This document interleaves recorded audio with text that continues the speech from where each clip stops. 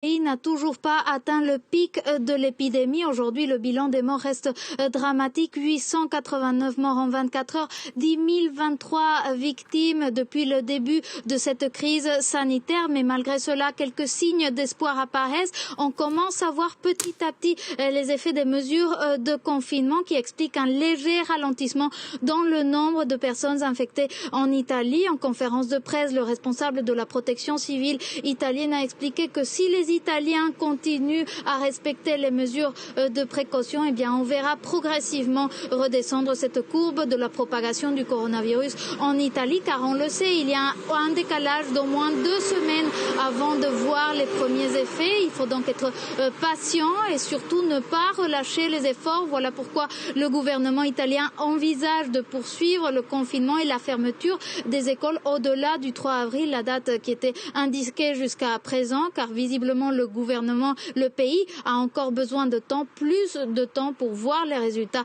dans cette lutte contre le coronavirus. Alors justement, Natalia, on en est à 3 semaines de confinement en Italie. Comment réagit la population à ces nouveaux chiffres ?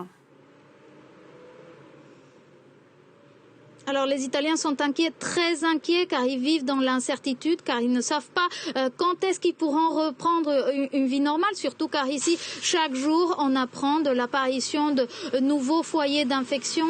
Ici au Latium, la région de Rome, la ville de Fondi inquiète. En Calabre, il y a 5 communes qui enregistrent des taux de contamination préoccupants. Et après 3 semaines de confinement, on commence à sentir ici vraiment le malaise social de familles qui ont perdu le travail, qui se retrouvent dans des situations économiques extrêmement difficiles. Aujourd'hui, la protection civile italienne a annoncé qu'il commencerait la distribution d'aliments pour les familles en difficulté.